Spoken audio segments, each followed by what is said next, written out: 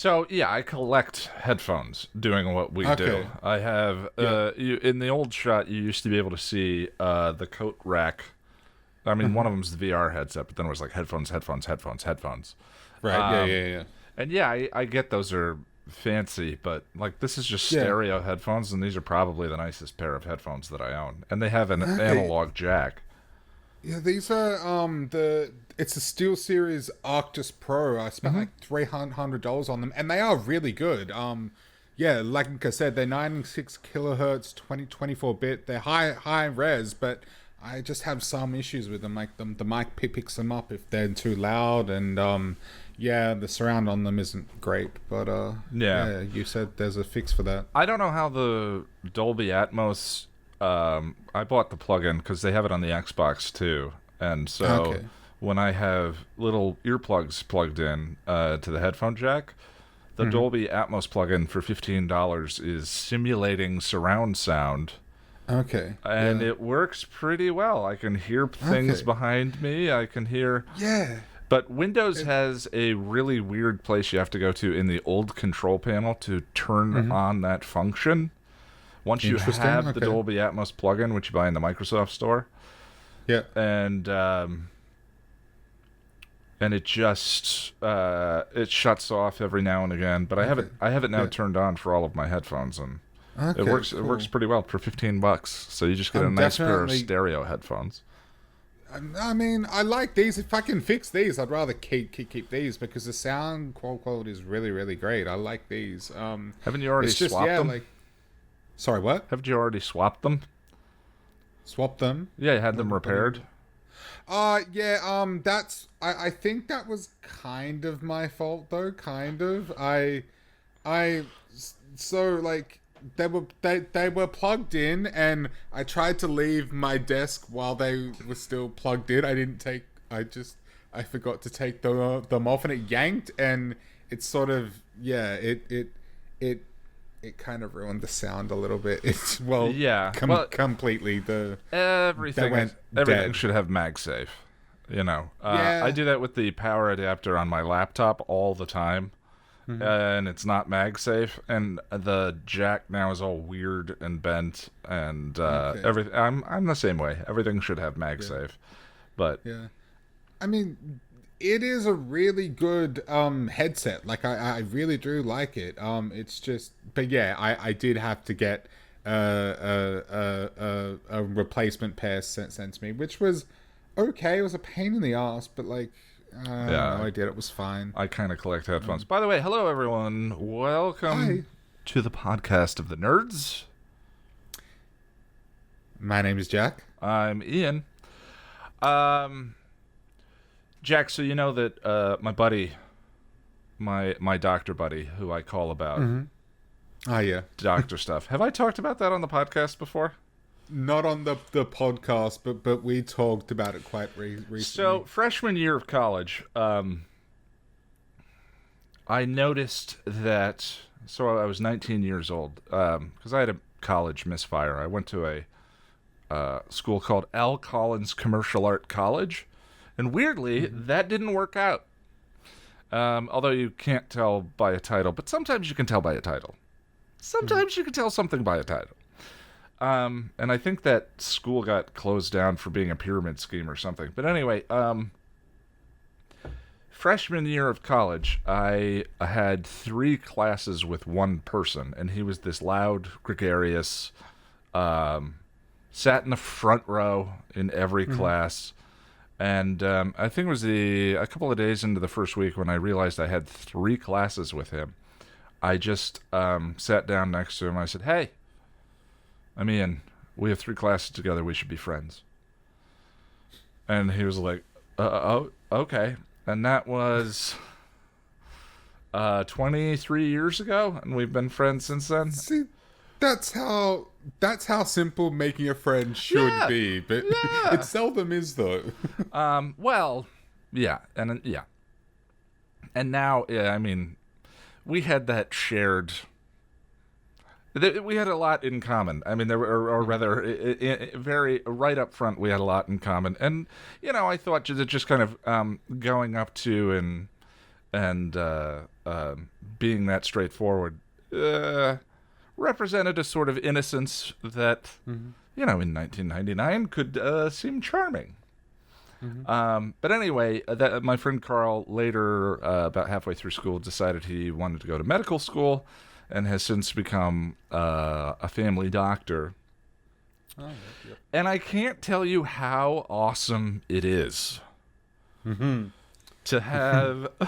And I mean, you know, there's the people that you would tell anything to that, you know, if someone, at the drop of a hat, you know, they'd show up and be there and all of that. And I have a pretty good circle of those type of people that I'm deeply intimate and close to and all that. But I like Carl, Ryan, you, Lonnie, you know, that's like, I don't know. There's... Yeah. The people that I spend the most, the 18, the people I spend the most amount of time talking to, the people that I sort of have the most in common with, or I'm most similar to, or whatever it is. I don't know how you define that. I hate the term like best friend because, you know, there are a lot of people I love. See, that's the thing. I think you can have several best friends, or as many as you want. I don't think that's reserved for just one person. Well, yeah, that part doesn't bother me. But, you know. But anyway, I can't tell you what it's like to be able to just text the weirdest, most random medical crap. And, like, no boundaries. Just, I see, I have a boundary in saying on this podcast some of the stuff that I've texted him with just the word of what was happening. And a question, well, no, I've told you. And a question mark, and wherever he's doing, whatever he's doing, he takes it completely serious. Oh, hey, buddy, yeah, that's got to be uncomfortable. You want to do this, you want to do that, you want to try this, so forth. Yeah. So recently, he says, hey, how much do you like being able to text me randomly about problems with your body? I was like, it's like one of my favorite things. He's like, all right, it's time to pay up. I want to get into cryptocurrency. Teach me how to do it. And he's like the least, I mean, of the people in that circle I mentioned previously, he's the least tech person, techno-comfortable person in that group. So that's not a small undertaking, but I've tried to, I've now mined some Ethereum and figured out cryptocurrency and gotten it installed and have done some of that myself, all in the name of being able to explain to my medical text hookup how to do cryptocurrency himself. However, he got bored, and he texted me, says, so I think I bought a boat, which I love that one of my life's greatest bottoms is common vernacular for it's like a meme amongst your friends now. Everyone pretty much knows what that is, and it's not that they just say it to me, like they are now incorporating it. I think I bought a boat. And I said, okay, what is it? And he sends me this photograph. He bought a server with 6 graphics cards in it. So he went from 0 to 100 real quick. Off Etsy. Oh. A graphics card off Etsy. Like, the only thing worse would be getting a server off Etsy. Oh. So he sends me the link to this woman's Etsy store. It has 10 reviews, and it sells a crypto mining server, a painting of a ballerina, and handmade blankets. At least it wasn't Wish. I don't know. Yeah. Did he? Because I mean, Wish would just send you a fake server with a bunch of like 2080s that are really 1050s or something. Yeah. Well, he sends this to me and says, "Look, I was up late. I'd had an old fashioned. I got a little tipsy, and I happened to impulse buy an $8,000 crypto mining server on the internet." $8,000. What? And that's 8,000 US. Oh my god. Yeah, and I mean, He's a doctor. It's gonna take a while before he sees a profit on that. Jesus Christ. It's so funny how, everyone kind of like. I'm not shaming him. Yeah, I bought a $20,000 boat, but he can afford this. I don't want to say mistake because that sounds judgy, but he can afford this impulse. It's okay to call it a mistake. It's okay because time will tell. Time will tell. I mean, he can turn a profit. It's just gonna take a long time. This is gonna take a little bit of time, or the Ethereum market goes crazy, which could happen. I mean, it too. already has, and it's stabilized now, right? Because there was that big boom a while ago, and now it's stabilized. I think. Well, I don't know. I haven't gotten into crypto mining yet. I want to, but I just haven't. My other friend Ryan, who is also prone to these kinds of things, tried to get me into Bitcoin way back in the day, and now Bitcoin's at 50,000. But there were points when Bitcoin was $1,200, and then it's $4, and then yada yada yada. Now the market is stabilized at whatever it is, so you never know. You know what? Right. You never know. And if you have the money to do this kind of thing, why not? Yeah. Excuse me. Yeah, like I'm not. It's not really the money. It's the adorableness to me of the middle of the night. I had a couple of old fashions and impulse bought a crypto mining server off of Etsy. I'm just trying to think. I don't think I've had a boat yet, have I? I don't think I've bought a boat yet. Yeah, the boats are more to me.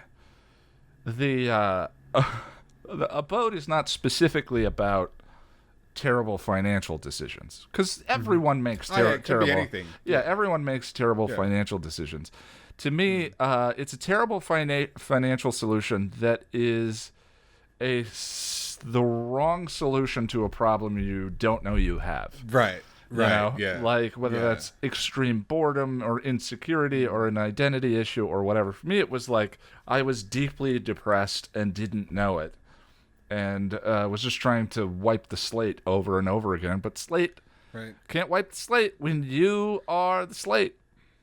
I might have gone a little overboard with action figures lately. I've so I don't know if you guys have it, but over here we have this thing called Afterpay that allows you to split payments into four fortnightly payments, and they also have this thing where it's like, oh, there's nothing to pay right now. You can start paying next fortnight. So like, oh, great, cool. Yeah. So I've for the next like a month or two, I've got like $200 I have to pay out to Afterpay every fortnight, which we have. I mean, I can afford it. I'm not starving or anything. That's the thing. Is like I know Carl can afford this, and he wouldn't be too embarrassed about me sharing this story because he's having fun, and I think that there's nothing to be ashamed of. I just thought it was so adorable, and I love the idea of like having to trade.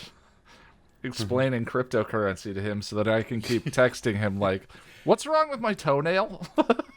Well, in a country that doesn't have socialized free healthcare, I can imagine that would be very helpful. It's pretty nice. Sorry, I'm going to adjust the size of your video window here slightly because you're a little too small for my taste. There we go. That's what she said? So, Jack, that was a little bit of a longer story than I had meant to get into. What are we doing on the podcast today? Well, today on the podcast, we're going to be talking about New Year's resolutions. Now that we're almost a quarter of the way through the year. I mean, better late than never, I guess. I'll get into that. And then we are going to watch and react to the Suicide Squad trailer and have a little chat about the state of the DCEU. All right. Yeah. Such as it is. Yes. Such as yeah. Well, what about you? What have you been up to this week? I've been quite busy, Ian. I've edited a few podcasts for Chipperish Media, and that's been so much fun. And I'm not exaggerating. It's been fun. It's been a lot of work. Like you and I did like a 4-hour work session the other day, and my brain was mush afterwards. But it's been a lot of fun. It's a little different to the stuff I'm used to editing, and there's a little more creative freedom in it, I guess, kind of, than I'm used to. Kind of. I mean, I'm not boxed in with like the Patreon readings and stuff. Then I edit. But yeah. It was also my mother's birthday yesterday. She just turned 58. Happy birthday, Mom. Happy birthday. She might watch this. I'm not sure, but if you are, Mum, happy birthday. So the other day I had some flowers and chocolates sent out to her, which was nice. She called me all happy and teary about it, and that was a nice feeling, just to make someone's day and to make someone happy, Yeah. especially my mother. I also started watching Falcon and the Winter Soldier, which is, like at this point I've only seen one episode. I think episode 2 is out. It No, is, I and haven't seen it yet, though. from what I've seen, it's the one where you really like the possibilities of the show really seem like they start to get going. Right. Yeah, because that's sort of how I felt about episode 1. It's like, yeah, this is fun, but I don't know, there's not much to it. I just heard it yet. was basically a prologue to what the series Yeah. is actually going to be. Okay. Yeah, that makes sense, because it was fine, but there just wasn't a lot to sink your teeth into, But Ian, I'm kind of concerned that WandaVision has ruined me for the MCU in general, because that show was just so good and so heartfelt and meaningful that I feel like everything's just gonna pale in comparison now. Well, I finished Thor Ragnarok last night, which is the last That's movie. a lot of fun. Yeah, I watched it in 3D. And it's funny, the ones that I actually really want to watch for the characters and all of that, I prefer to watch on television, but the ones in 3D, like Thor: The Dark World, are more fun in 3D, where it's like the ride Interesting. aspect of it. I don't love Doctor Strange. Yeah, But I really watched- do. Lonnie has a VR headset as well. So we did. No, it's the nerdiest thing I've ever done with a woman, ever. Okay. Ever. Okay. We sat in bed, and we both put on our VR headsets, and we 3, 2, 1 played Doctor Strange in 3D while holding hands in great. bed and watching That's so cute. the movie. That's And so it's cute. the most I ever enjoyed Doctor Strange. The two sections in that, the bit where she knocks him out of his astral, or his astral body out of his physical body, and he does that quick like journey through space and time in 3D is shockingly cool. It is that's a beautiful section on screen. Yeah. But with the depth and the dimensions and the tunnels and all of that, it is astonishing.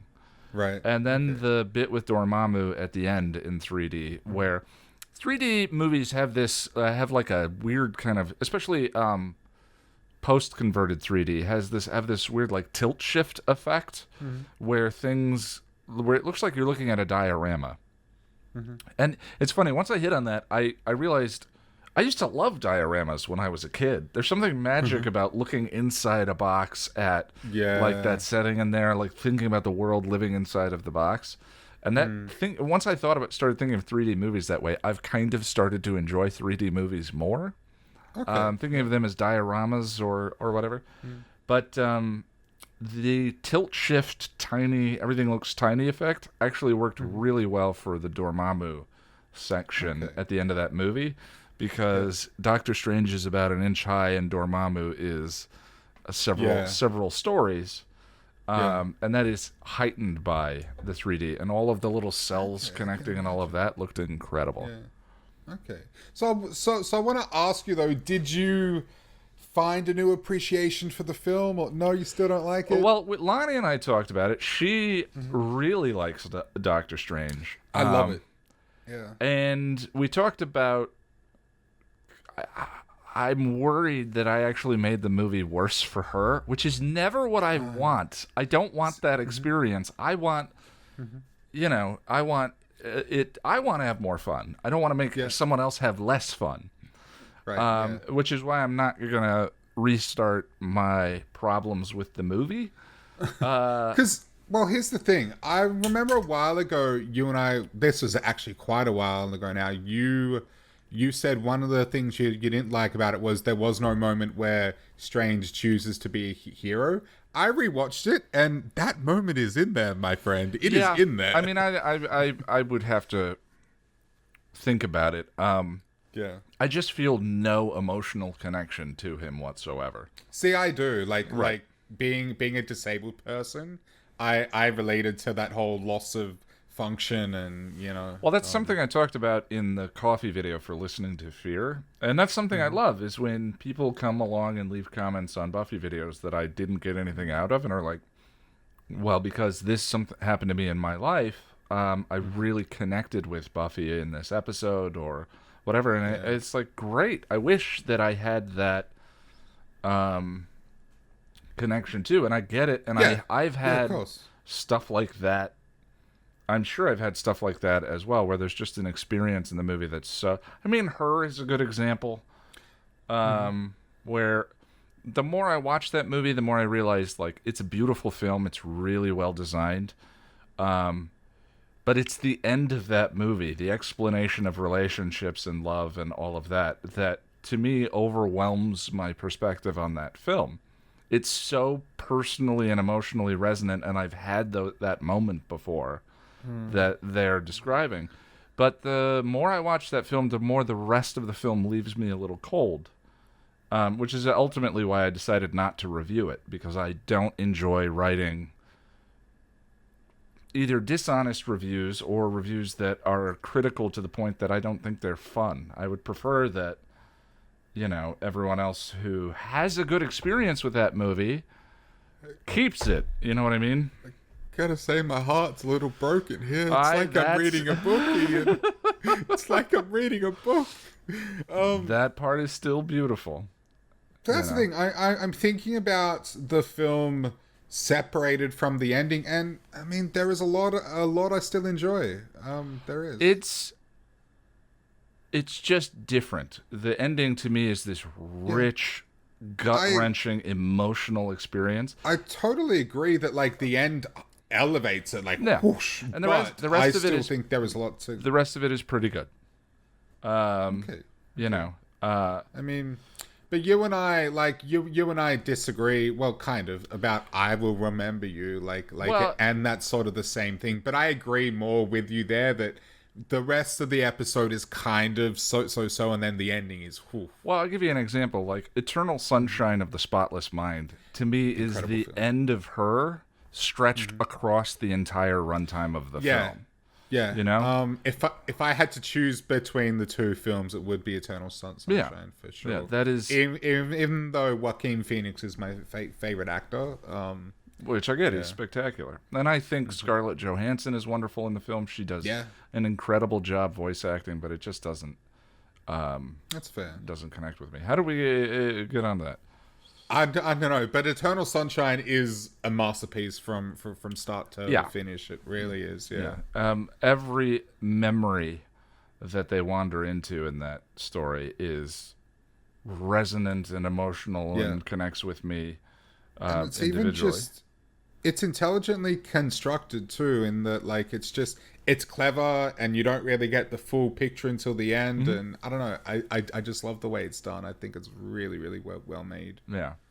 I mean, that last couple minutes of Her is one of those... It's one of those things I've talked about on the channel a lot, like, where that scene allowed me to come to understand my own life in a way that I didn't previously. Oh, yeah, that bit in Collateral very, that did the toolbox resonant. fallacy. Yeah. Yeah. Yeah, the bit in Collateral that led to the toolbox fallacy video, So, yeah. But anyway, Doctor Strange, really good in 3D. And I have the Avengers Infinity War Endgame, and then Spider-Man Far From Home is the epilogue. Okay. And then I'm ready to watch WandaVision. You better hit me up. I want to watch it with you because I've already seen WandaVision. Yeah, but I want to watch it again. Well, we'll figure it out. Yeah, But just on 3D, a lot of people call, like, they say it's just a gimmick, and it is, but it's a gimmick that I enjoy for the most part. I Well, really like and 3D. man, VR is kind I of the, especially still as haven't watched one in VR yet. as a 3D film glasses in wearing VR. person going to the theater and having to put those polarized lenses Uh, over your glasses. yeah, And that's for, fair. which for one thing darkens the image, and you never Mm-hmm. can trust if the projector needs to be correspondingly brighter in Yeah. order to do that. But I've seen some muddy dark films with polarized lenses. And when I lived with a buddy at my previous house, we had the active shutter lenses, which is like, I think it's the display goes at 60 frames per second, and every other frame, your lens closes.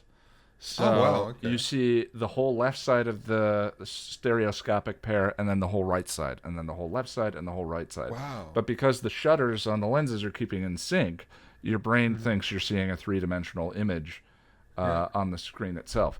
But even then, that looks darker because one lens is closing and the other one lens is closing, so it looks slightly dimmer than normal footage to me. Even though that's probably an optical illusion. VR is none of that. VR is, you remember those cards that you'd stick in a little thing and you stuck it up your eyes and you went, What's that thing called? Is it a viewfinder? Something like that. I Viewfinder. loved them. Yeah, Yeah. VR to me, but it was the best stereoscopic experience you could have because you had two completely separate images going to both eyes with equal amount of light. Because for some reason, I was under the impression that a 3D film wouldn't work in VR, but there's no reason why it wouldn't. Yeah, each I just eye thought- is seeing I just something thought- different. Yeah, I just thought you needed the special glasses or something for it to Nope. work, but no, that doesn't make sense. Of course Yeah. not. Yeah, I use you just use a player or an app that has that knows which eye is which and just sends it at the same time. So it's the most I've ever enjoyed 3D, but that's because I think that there are so many bad ways of consuming 3D. Oh, yeah. And especially during the first couple of phases of Marvel, if a movie wasn't shot in 3D, it wasn't worth watching. The post-converted process where they turn it 3D with a computer used to be terrible. None of the MCU movies were shot in 3D. They were all post-converted. Oh, And the first one I saw was Thor, and it was like two-dimensional sheets of paper, but one was a little farther back than the other one, and being kind of moved around like this, and it was terrible. But the sad part is that post-conversion has come extremely far now, to the point where Doctor Strange was incredible. And none of that was... I mean, if you watch a movie like Into the Spider-Verse, that's full 3D because it's animation. Yeah. Yeah.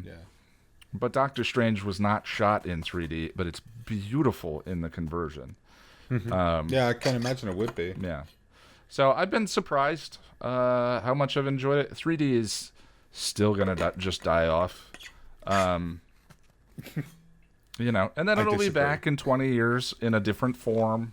I think it's reached a stage where it's so kind of easy to do now that I think it's going to stick around. I don't think it's going to die off. Maybe. The proof will be if people keep buying. Well, I mean, who knows what's going to happen to theaters Well, after you can COVID. buy 3D televisions now with 3D glasses and stuff. They're making fewer and fewer 3D TVs every year. The new thing is 4K HDR. My 4K HDR TV, which is in the background here, doesn't do 3D. And it's, I think it's the 2019 model. I like it though. I like 3D. Like, come on, man. Yeah, I don't know. Yeah. Cool. Anyway, I wasn't thinking we'd have a lot to talk about because the last podcast was 4 days ago, and then I did the coffee video. But we're trying to get back Very on well a done. normal schedule. Yeah, and that's sort of why I decided to, because I sort of took the reins here in terms of scheduling, and I was like, well, Ian, we need to get one done Yeah. this week, so let's book it in, and then get back to our usual Monday Tuesday schedule, and that's what we're doing right now. But apparently we can get super nerdy with 3D. Yeah. We're like, oh, it's only been a couple of days. What are we going to talk about? And we're like 20 minutes in. Lonnie and I did watch. We didn't get to watch Grease on Friday. No, we didn't. Like we were supposed to. But Lonnie and I did watch Mansfield Park. It's Jane Austen, Okay. so I'm just going to assume you haven't seen it, right? No, I've never even heard of it, to be honest. Yeah, I'm not very familiar with Austen. It's a big gap in my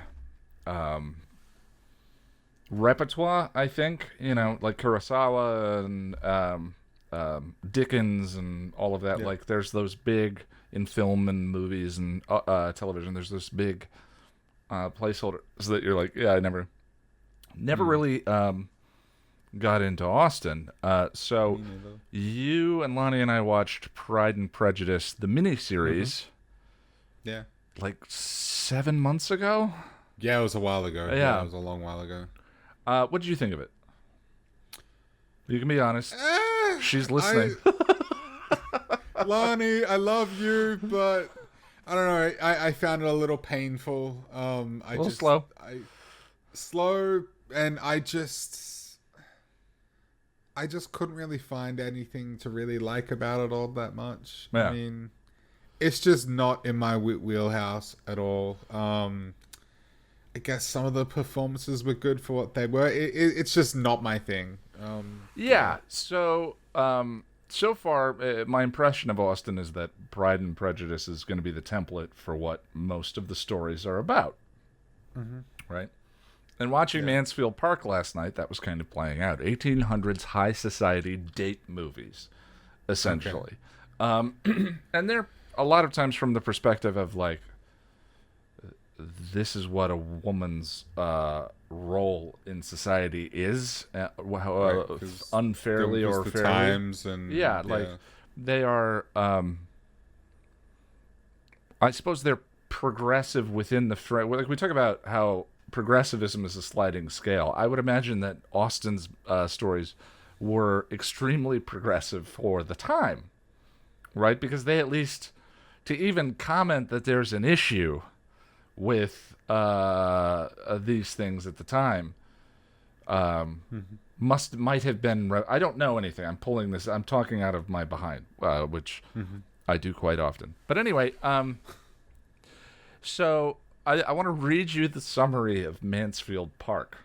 Okay, yeah, and I'm going in blind. I haven't read this. I'm gonna do this in my best Austen voice to try and like capture the vim and vigor of an Austen bit. Now, this is the summary from Internet Movie Database, but Jack, I've added a line to the summary to kind of represent what I was left with the movie. Now, the game is, let's see if you can tell what it is. Okay? Now, will you do me a favor, Jack? Yeah. Will you shut your eyes? Okay. All right. Shutting my eyes. Okay, and in the edit, play a little, let's Baroque chamber music. Right. Dun, dun, dun, I can dun, dun. cheese this up, Ian. I can cheese it right up.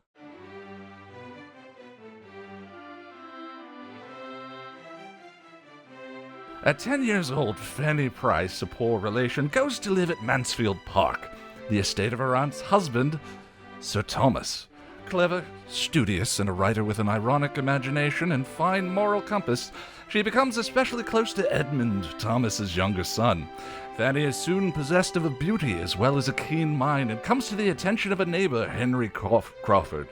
Sir Thomas promotes this match, but to his displeasure, Fanny has a mind of her own, asking Henry to prove himself worthy.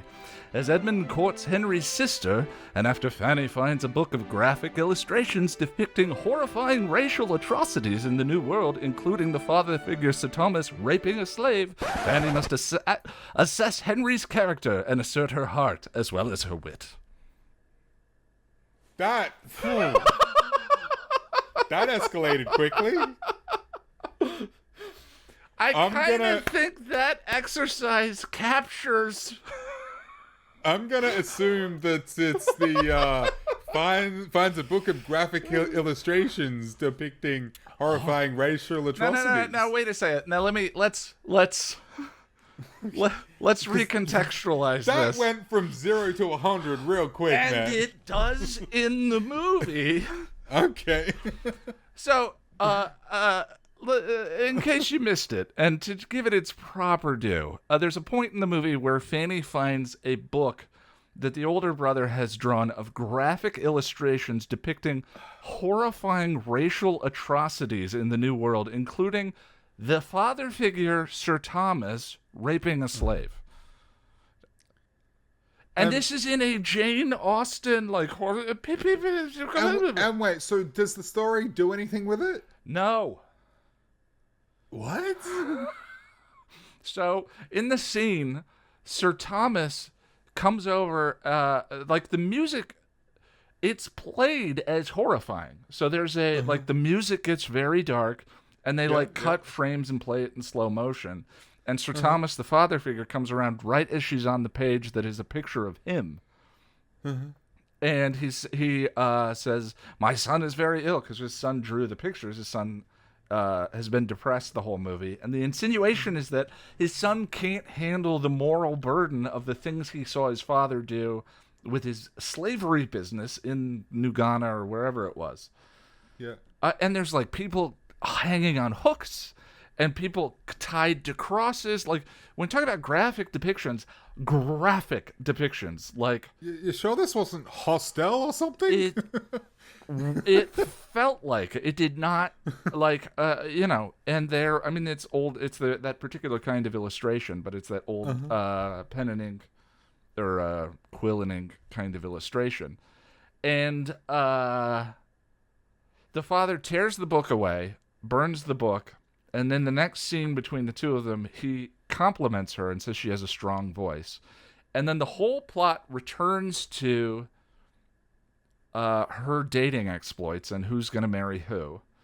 And then she marries the father's son, or I don't know if they got married or not, but they connect at the end of the movie. And you cut to a shot of the whole family sitting around and the father saying that, like, he's moving the family into bananas or something like that. Like, he's the insinuation is that he's dropping the slavery business to move into bananas. But, like, the problem is that, and that's all the lip service it gives this subplot of... Man, Jane Austen is fucking wild. Wow. I put this out on Twitter, and some people said, oh, is that version of the movie? I don't know how faithful this is to the book. Okay. Until that point, it was a typically, like, it was cute and charming and all of that. And then out of the, like, so Lonnie and I finished the movie, and the family's sitting around, and then you see the two main characters walk off into the distance, and the credits start to roll. And I was like, hey, does anyone remember that book with all the rape and murder in it? No? Just me? Okay. As though, like, him getting out of the business, it was so tone deaf. It's like it makes it okay. He's turned over a new leaf, so it's okay. I was thinking about it before we started this. Like, sure, okay. Like, the problem is not that that it was normal for the characters, right? It was the 1800s, and slavery was a thing. Within context of the time, it makes sense. Sure. Yeah. Yes, and, like, the problem is not that the characters don't recognize the problem. The problem is that the movie made in 1999 does not recognize or acknowledge the problem. Right? And anytime that you do dated content that has problematic stuff in it, like the main example I can think of is The Merchant of Venice. So Shylock is Jewish in the play, and he a man comes to him to borrow money, and he says, okay, if you don't pay me back, you owe me a pound of flesh. And in the movie, in the play, he goes to court to get his pound of flesh. And I don't remember how it gets to the ending, but if I remember correctly, he is forced to convert to Christianity, and his daughter is married off as a part of the resolution. So it's considered a comedy in Shakespeare's. It's deeply anti-Semitic, and it's considered a comedy in Shakespeare's. Sounds funny. Yeah. Comedies, Not but really. comedies are sort of different in that, Yeah. one of the defining characteristics is everyone gets married at the end, so his daughter gets married at the end, and so forth. But if you do The Merchant of Venice now, which has today, if you choose to do The Merchant of Venice, you can either present it cold with no modern interpretation of the historical context, in which case I think it's a weird, uncomfortable experience, or you include a nod and acknowledge that it's a problem, right? Yeah. And I'm just not particularly interested in the weird, uncomfortable experience, right? Like No, that's fair. That's fair. And Merchant of Venice has some of Shakespeare's greatest line. "Tickle us, do we not bleed? Wrong us, shall we not revenge?" Is in that play. So it's not like Titus Andronicus or something like that, which is just like cannibalism and rape and all the sorts of crazy, crazy stuff. It has some beautiful stuff in it. So the last version of Merchant of Venice I saw, all the couples are on stage at the end, including the Shylock's daughter. And the person bringing the news that he's been forced to convert, or what his punishment has been, comes out on stage and has his hat. And they throw it down on the stage, and everyone celebrates, and the messenger walks off. And then the rest of the dialogue goes on as the other characters start to talk. Ha ha! And slowly the daughter comes up and picks up Shylock's hat and walks to the back of the stage as everyone else is still delivering the lines. And now she's part of his punishment too. She's being forced into marriage, and all of that. And again, I'm sure someone's listening who has a far greater knowledge of Merchant of Venice than I do. Sorry if I'm butchering the details, but the point is she walks to the back, and so the audience kind of forgets that she's there because everyone else is talking, and she's got her back to the audience, and she's holding Shylock's hat. And then the lights, everyone celebrates and goes, huzzah! And the lights go out on everyone except her, and there's a shaft of light on top of her, and she turns around holding her father's hat and weeping, and falls to the ground, and the lights go out. And that's the end of the play. It was so powerful. Yeah. And it was, one of the things about Shakespeare is he didn't write any stage directions he included, like the blocking or whatever, are so rare that they're famous. Most of his plays don't have stage directions. Right. So directors can do anything they want with that kind of stuff. And that's not in the text, but some director said, we want to acknowledge that there's some dark stuff in this through a modern perspective. And so included that bit where his daughter is grieving for him and his dignity and all of this at the end of the play. This had none of that. Like, I don't know what was in the book. I don't know how this was in the book or whatever. And maybe the director decided to make this scene with the graphic depictions particularly dark, so as to feel like they were acknowledging the legacy of slavery or whatever. But the problem is that it becomes such a dramatic, weighty, dark part of the movie that none of the other stuff matters anymore. Who marries who? Who cares? Like, you know, it's like a movie about a card game in the middle of the Holocaust. You know, like, who cares about the card game? You know what I mean? Yeah, I get you. It was truly bizarre. Yeah, and I don't know if that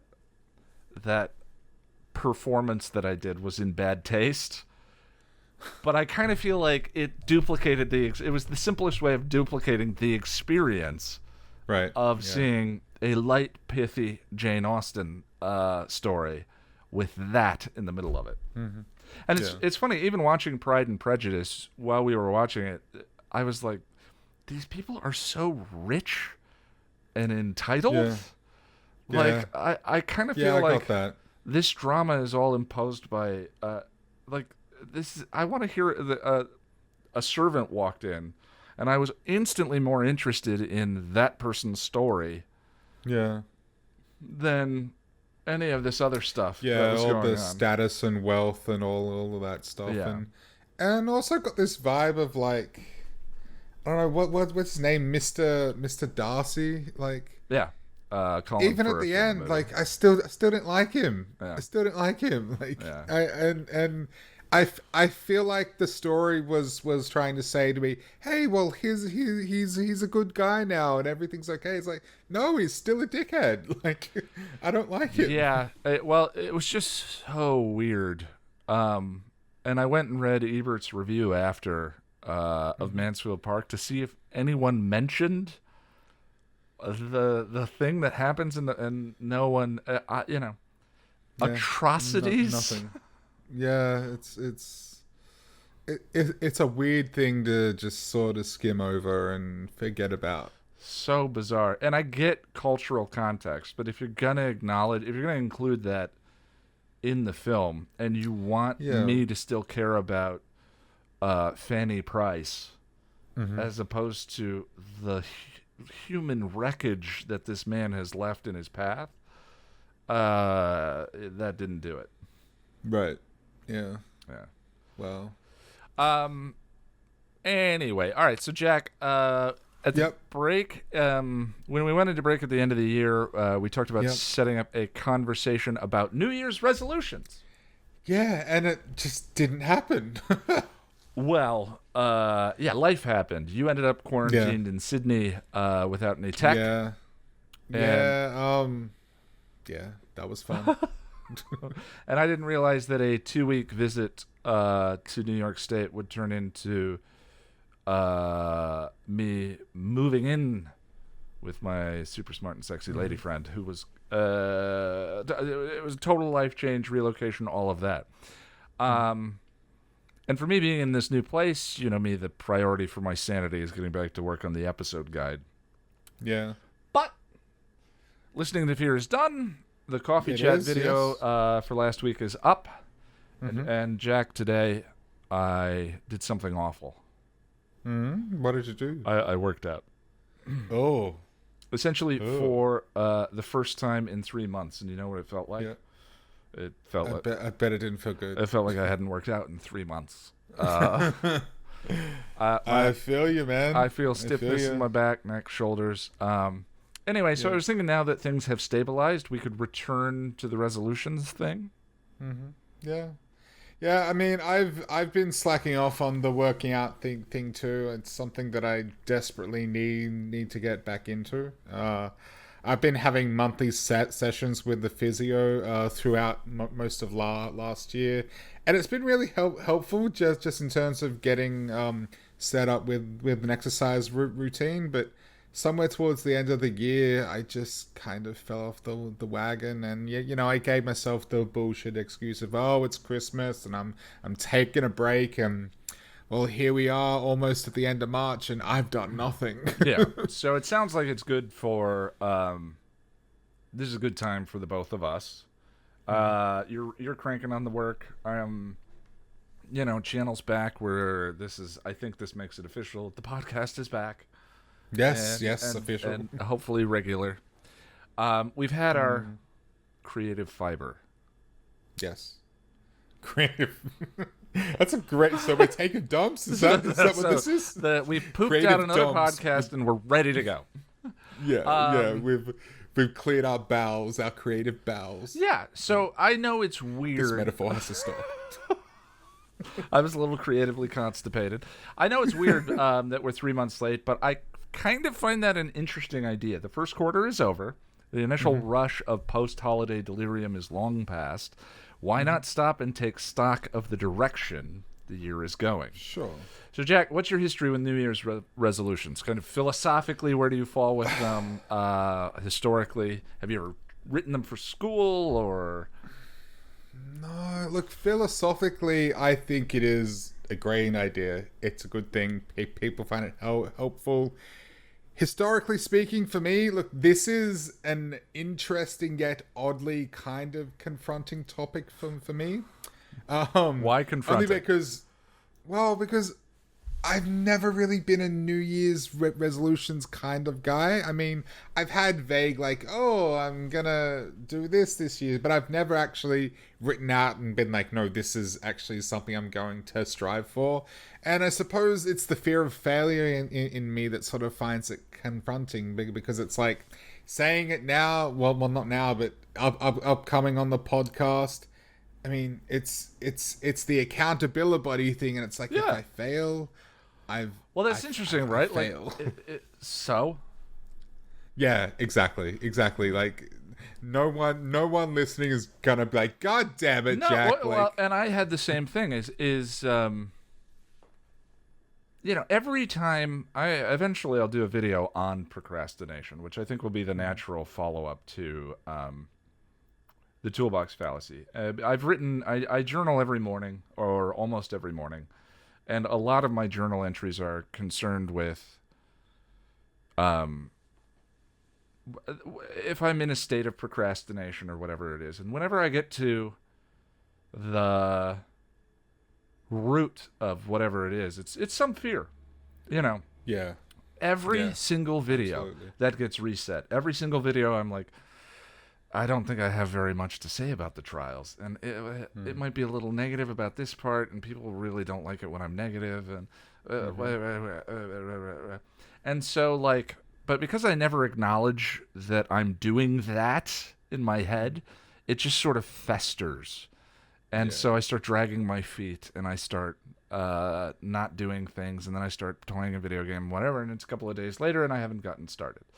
And whenever I journal, I elevate that sort of subsurface catastrophizing to like, oh, that's why I'm afraid.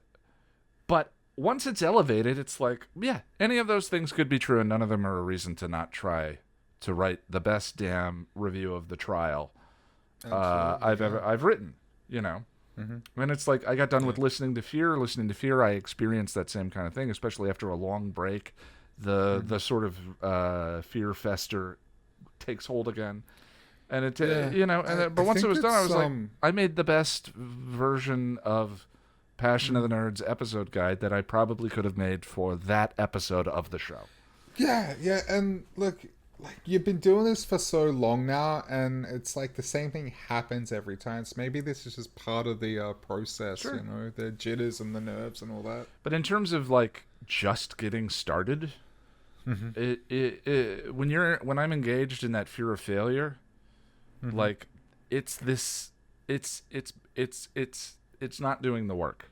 It's just like, you don't actually like prove the fear wrong. I just go, oh, that's what I'm doing. Okay, so I need to do this and need to do this outline and so on and so forth. So, for anyone listening to this who wants to do it along with us, if you set some New Year's resolutions already and drop them, so what? If you want to pick them up again with us. If you're someone who resists the idea of resolutions because, quote unquote, they always fail or whatever, part of the entire concept of this podcast is to just get back up, dust yourself off, and go again. So, amen to that, my brother. Amen. I've always kind of found the concept of New Year's resolutions odd for that reason, because you can make a resolution at any time, and we're gonna make and you can make a positive change or set a goal anytime, whenever the hell you want. But I mean, I get that being able to have some kind of structure to it is helpful. And look, if you are the kind of person who likes New Year's resolutions, I'm definitely not trying to rain on your parade here. Like, it's cool. I just I don't know. It just seems a little odd. For me, resolutions are kind of therapeutic. We talked a lot about therapy the last episode. Yes. And we by the certainly way, did. it was earlier I meant to say this, but we kind of moved past it. The last episode was obviously very vulnerable and out there, and both Jack and I sort of just kind of saying what's there and what we're going through. And I'm always deeply honored by this community and the kind things that people have to say. Nothing but kindness and good stuff in the comments. So we appreciated that. Yeah, very much. You guys are great, and we're very thankful for the audience that we have. So yeah, thanks. Yeah. Thanks a lot. But for my part, in terms of resolutions, it's kind of like therapy. There's never really a bad time to stop and take a little stock of where you're at personally, emotionally, creatively, physically, and asking yourself, are there some changes I could make here? No guilt or shame. No. Because they are counterproductive. But are there some changes I could make here that get me more in line with my desires for those things? And what's it going to take? Right, yeah. There's never really a bad time to start, as we've said. Let's when I got my type 2 diabetes diagnosis, I think it was like May or June last year, I made the diet change on the spot. I could have ignored it for a while and done all that, but I was just like, no, that's not gonna help me. So I cut out the sugar and the carbs, and here we are almost a year later. So yeah, I love New Year's. So this is conversation number 1. We're not talking today about what our resolutions are, but Jack, I wanted to talk to you, so we could come up with a framework for what they are, and then share next time with everyone. Do we do like super condensed, or do we go big? Have like a professional, personal, emotional, and creative goal? What do you think? I mean, honestly, Ian, go ahead. I hadn't given it too much thought until this very moment. So, I'm not even entirely sure what my resolutions are. Well, I mean, exercise is one of them. That's next week, right? Yeah. So let's then. I mean, if someone asked you for like a fantasy list of 5, right? 5 things that you wished could happen to you. Right. Wouldn't be that hard, would it? You could come up with 5 things you wished could happen to you. No restrictions. No restrictions. Yeah, but I'm gonna get real fanciful with it. You know? Of course. Why not? Right? Yeah. So, to me, the New Year's resolutions should not necessarily be bounded by. I mean, reality, yes, but what I'm saying is known reality, maybe not, right? Okay. So let's, rather than think about personal, professional, whatever, because maybe this is the year I want to work on professional stuff, but you want to work on personal stuff or whatever. Let's say we're going to come up with a list of 5 resolutions. Yep. Regardless of what category they lie in. Yeah. Now, most commonly, I think that people tend to go with course-correcting resolutions. And they're things that they've been guilting themselves about. There's probably some of that for me. Yeah, like here's the thing. Like, I'm sure most of us, if not all of us listening to this, probably have some weight to lose. It's that's what the kind of culture we're in. If that's not you, awesome. Yep. Or some people want to put on a little bit of weight. That's also put a thing. Right. If you're working from a different side of the fence, and have a sort of, but relating to food, there are adjustments that to make, and we've been guilting it. There's a lot of cultural expectations for how we're supposed to look and weight and feel and whatever. Those are fair game. I think those are good to put on the list because, it's an exercise in learning to not guilt yourself and just freaking get it done. And it's health, really, and health is important. That's one of the most important things. But I also think that a list of New Year's resolutions that are only those things is not as fun as it could be, right? Yeah, and it's very narrow, and you're boxed in there, and yeah, like you said, it's not as fun. It's kind of boring. Right. So I want to advocate that one item on the list needs to be a big dream resolution. Okay. I think for me, I kind of live in a bubble, and within that bubble, there are all the possibilities in my life that are doable. And outside the bubble are things like pitch a game for the Chicago Cubs or meet Shakespeare. Yep. Things that I assume for various reasons I'm completely incapable of accomplishing. But the fallacy is that there's a lot of stuff outside the bubble that I just tell myself I'm incapable of accomplishing because of the particular moment in time I am in my life, right? So the key to the big dream resolution is like, just because I don't know how to get myself from here to there right now doesn't mean that I'm not going to try and come up with how to do that during the year.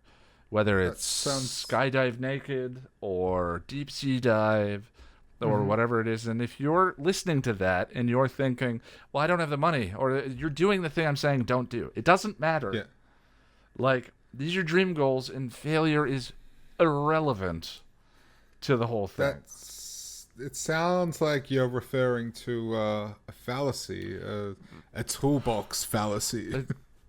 Perhaps. So one resolution on the list needs to be a big dream resolution.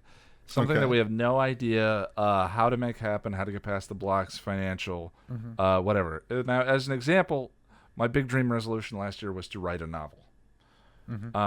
That's going to be on my list of resolutions this time, is to finish that novel by the end of the year. But it's no longer a big dream resolution because, like, I had Lonnie on the podcast several times to talk about where to start and how to work. I had all these boundaries of I don't know how to do this, and so I started. Well, who do I know? And how do I create some accountability for myself? Well, I'll talk about it on the podcast, and we'll do this and do that. And, I did not deliver it, but I started to break down those barriers and start to work through it. And since failure is irrelevant, I'm going to pick it back up again and work on it this year. Good stuff. Yes, my big dream resolution this year needs to be something different that at the moment I have zero idea how to accomplish to get done. Now, to be clear, I didn't finish the book last year. At the time, for whatever the reasons were, they're not really relevant because failure's not really relevant in this particular case. But I know that I think for a lot of us, fear of failure is the trigger. I failed. I said I was going to finish the book. I didn't. That's a 1 or a 0, right? But you also you started it though, and you did a lot of work on it. So it's almost like the journey is more the point than the destination, is what I'm trying to say. The real novel was the friends we made along the way. The real novel was the friends we made along the way. Oddly enough, that's kind of true. Yeah. He says from his girlfriend's house in the next room, right? Like you said, it's either a 1 or a 0, but this is like a 0.5. You did something. I mean, that's what I'm saying is like 0 doesn't matter because it's all made, like, the score is made up anyway. Exactly. It's a dichotomy that we've made up. We're just all bullshit. Trying to live more interesting lives. If you're bored, if you're feeling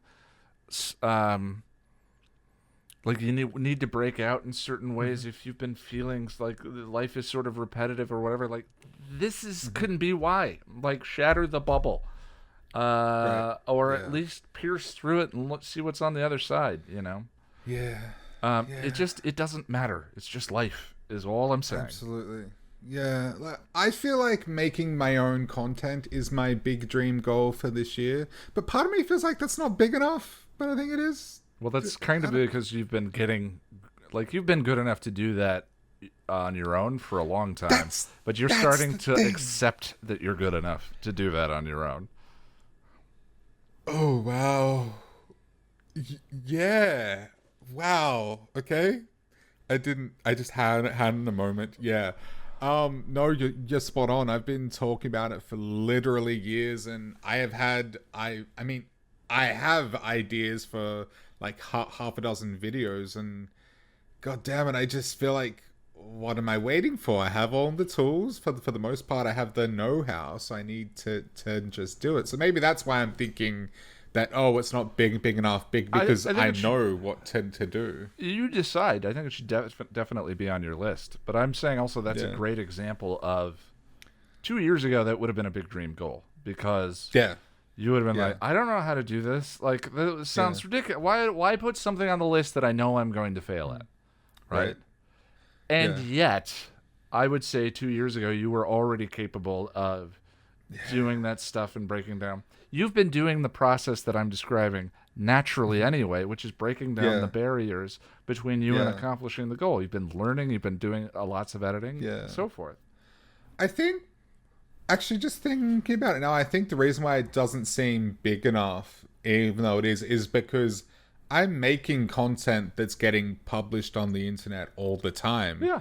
I just haven't made anything that's uniquely mine. And, like, part of it is a fear of failure, or not really failure as such. It's more just the fear that it won't be good, you know, that no one's gonna like it, that I will pour my heart into something people hate. But I guess that's still fear of failure, isn't it? Well, I mean, yes, you're describing fear of failure. Like, obviously, we want. That's the problem that I've talked about. I think I even talked about that in the coffee video. Right? Is when it comes to creating anything, there's no we.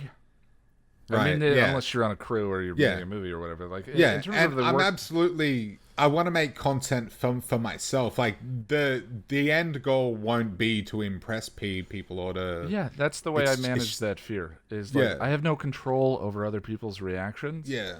So how can I make an interesting video? Exactly, and to make stuff that I like. It's just, there is a certain fear in, like, putting something out there, though, and just having people shit on it, you know? Waking up to 1,000 dislikes or something, you know? I find that I've never had that like, this community is very kind. And that's just not going to happen. But, like, in the past couple of years, you've kind of been privy to this ride. I used to obsess about a negative comment for days. Days. And you are much better at it now. Like, you just go, oh, but okay. that is trial by fire. You know, the thing that I've learned is, and this ended up in an episode guide, is that most of those comments, the ones that I became obsessed about, were the ones, because this is a stranger. I don't know this person. Like, it's not Carl coming along and saying, man, you really need to fix this thing. It's a no faceless, often anonymous. So the only way those comments ever had power is because I was imbuing them with power. They were saying things that I was already afraid was true. And having to face that and hear that over and over and over again, and realizing I have no control over that person, but I do have control over myself, was the journey I needed to get over that, to just be like, okay, and make the next video. I was gonna edit a little thing that said sass over the mug that I was drinking in the last video, because you know me, I've never pushed back on commenters and be like, this is not okay. I get it, you didn't like it. It doesn't matter. I'm still gonna keep doing me. I mean, like, it's just, there is a scary element to it, I guess. But I mean, like the motto we've come to adopt says, that sounds terrifying. Let's do it. And if you're, I may have been 1 for 5. If there were 5 resolutions last year, I hit one of them. But certainly pursuing them led to this podcast being shaped into what it is. And it led to growth. Yeah, more reasons for me to develop a friendship with someone who I'm now living with. You know, someone I fell in love with. Like, the pursuit of these things cannot help but enrich your life. Right, Wherever you end up with them is all I'm saying. Even if you're not successful, again, it's about the journey and how and that is such a cliche, which is why it's important to actually blow it out and talk about it, because it's like we have such shields to cliche. Yeah. where you'd We do, hear yeah. that and it would just bounce off. But if we really dive into this emotionally, it's like, no, this is a big deal. Like, this is these kinds of things, being proactive about your ambitions and dreams and all of that is incredibly important. Would you say that the struggle itself towards the heights is enough to fill a man's heart? Because I certainly would. Well, at least you're not quoting me back to me. I'm quoting Camus Well, I to me. kind of am, because I first heard that from you, so... Yeah. All right, so our plan this time next week, Jack and I are going to have 5 goals. Yep. One of them has to be a dream goal. Yep. Absolutely. Yep. Do not, if you start thinking about, well, how am I going to get this done? You're getting ahead of That's things. irrelevant. The point Yeah, is to irrelevant. just be like, man, wouldn't it be great if, Yep. like, for me, my part, I'm 70 pounds overweight. I'm a giant. Mm-hmm. So 70 pounds wears pretty okay on me. But nonetheless, I'm 70 pounds overweight. Wouldn't it be great if I was 200 pounds? How much healthier would I feel? How much, like, to focus on the positives, not like, oh, I hate my body, which I'm not a fan. Fine, not really relevant to this conversation. Yep. You know, like, to focus on the exciting part of being healthy in that. And then we'll, next time we're going to talk about, okay, so, and then that's the time to start breaking things down and making a plan. But not yet. And you guys, our wonderful audience, if you have resolutions or you would like to join in with us, jot them down in the comments for this episode, or you can wait until next week. But come along this journey with us if you'd like to. So what else do we have on the burner, Jack? Well, Ian, so the trailer for The Suicide Squad dropped a few days ago, and I thought it could be a little fun time to react to it here on the podcast. Right. I haven't seen it yet myself, but you saw it, right? Yeah, I follow James Gunn on Twitter, and so do I. saw it the day- But I was just the like, day he I should wait to watch it Well, because it might be fun to react. you should have said something. I mean, I should have, yeah. All right, so we're gonna go watch the trailer right now. We've linked to it in the show notes for this if you want to watch along and have your thoughts. It is rated R. It's a Red Band trailer, which I think is kind of cool. Like, what is this? The first Red Band since Deadpool? Red Band comics movie? Yeah. See, whenever anything's rated R over there, I find it very underwhelming because it's never rated R here. Like, you guys are much more, shall we say, conservative. I don't know. Sure. Well, I mean, but in terms of comic book movies, yeah, they're normally pretty sanitized. There's Deadpool, That's and true. then what else was there? I mean, there was a scene in Deadpool where he cuts someone's head off and then kicks it through the air. So yeah, that was pretty nice. Yeah, there's a fair amount. Like, the cursing's way up. The depictions it's of just graphic sex were way up. It's just funny how when something is rated R in the US, it's often only rated like MA here, which is like a step below. Yeah, well, no, R, I know, so, I'm just saying, like, did your X-Men movie have, Magneto tearing the spine out of... This, I mean, it wasn't an indictment. It was just something I thought I would mention. I understand. Anyway, we're going to go watch it. You should watch it, too, and then we'll be right back. You gotta be kidding me. You're gonna risk the entire mission for a mental defective dressed as a court jester. This coming from a guy that wears a toilet seat on his head. We don't leave one of our own behind. Hopefully Harley's still alive. No funny business, Colonel. These are dangerous people. Team 2 is clear to go. Fire up. 3, 2. What are you guys doing? What? Okay, we're back. So that our rating, huh? Yes, that's what I was talking about. Yeah, that. Oh, wow. Yeah, that doesn't look like Iron Man. No, certainly not. It doesn't even look like Deadpool. Like, holy shit. Yeah. I just saw a dude get torn in half by a half man, half shark. Yeah. Wow. So this one was directed by James Gunn. I think he wrote it by too. David Ayer. Oh, okay. I think David Straight Ayer off wrote the first bat. Yeah. Oh, actually, did he write it? See, here's the thing. I'll get into it soon, but I'm gonna look up stuff. Off the bat, this one looks like so much more fun than the first, and it's very James Gunn is the vibe that I get from it, which is an amazing thing to me. Here's the thing, man. Ever since the first Suicide Squad, I have a distrust in trailers because that film burnt me. Suicide Squad is one of the best examples of.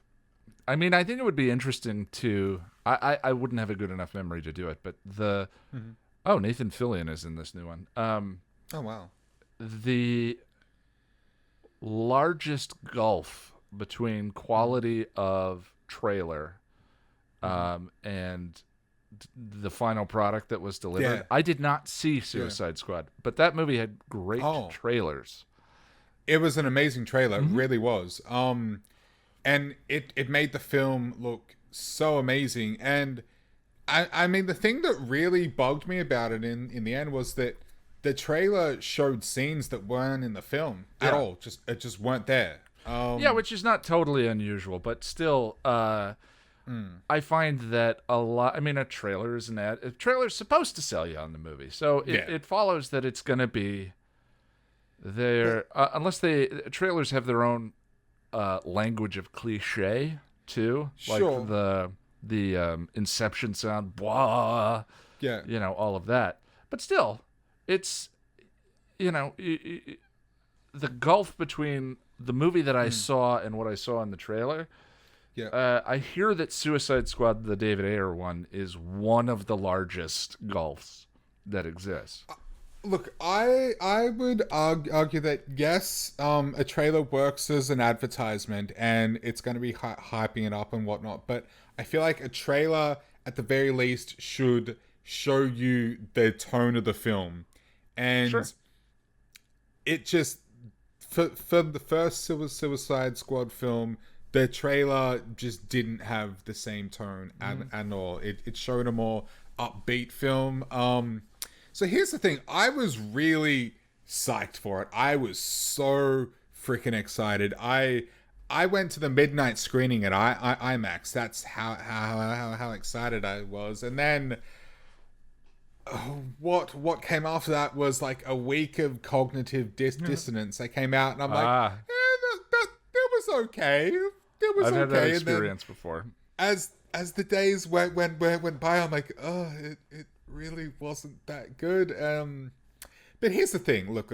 It's overall, no, it wasn't a good film, but there was still stuff to like about it. I think the cast was really a standout for me. I love Margot Robbie as Harley Quinn. Then we got Will Smith as Deadshot, and look, he was just Will Smith doing Will Smith, but I like Will Smith, so that's okay. And then Jai Courtney is Captain Boomerang. Jai Courtney, he gets a lot of shit in general.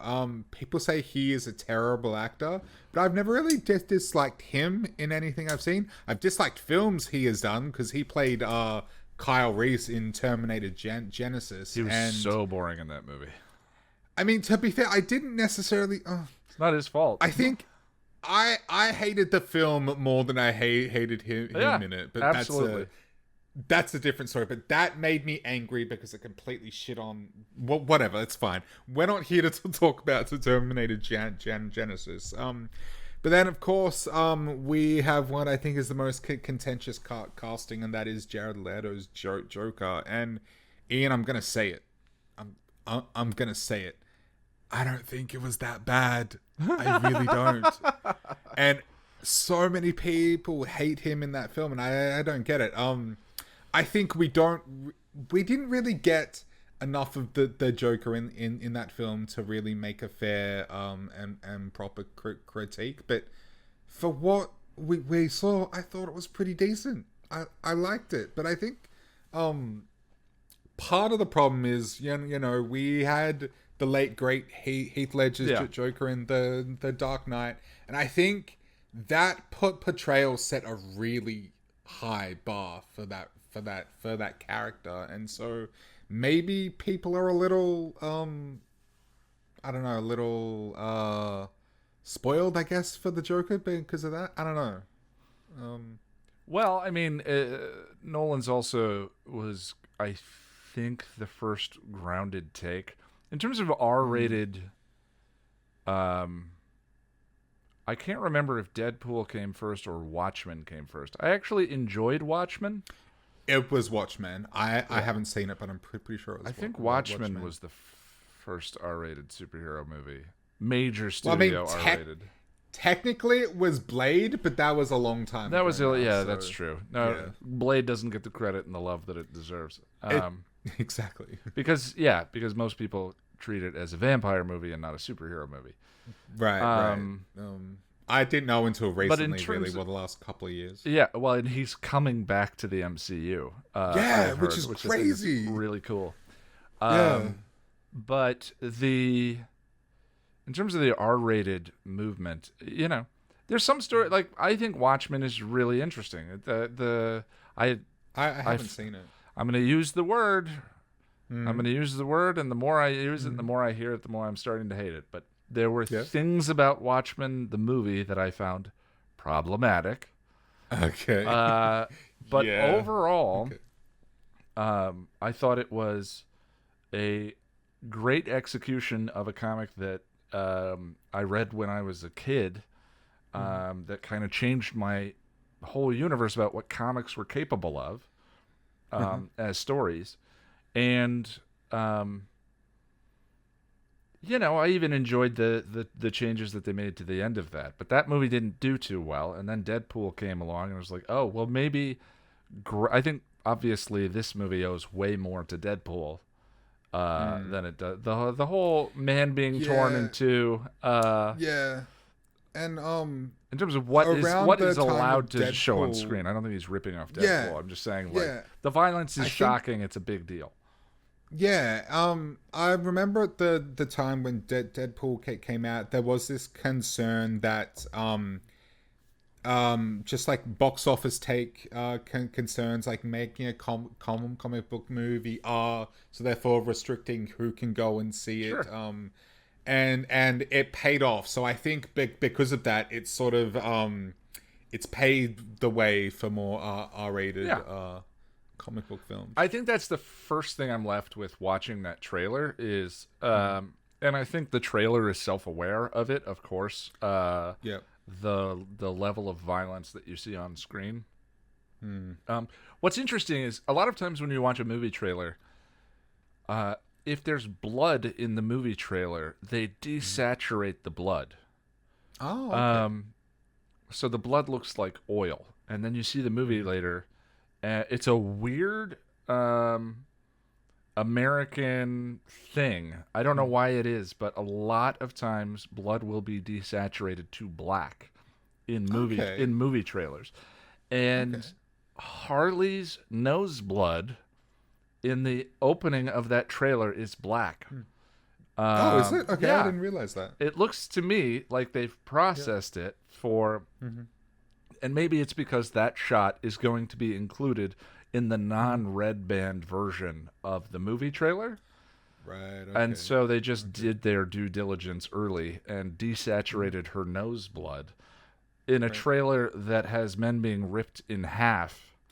Yeah, it's it seems a bit sort of you tried, I guess. Yeah, it's that's Or like, the weird. why did you try? Weird Like, what's the anomaly of point? that trailer.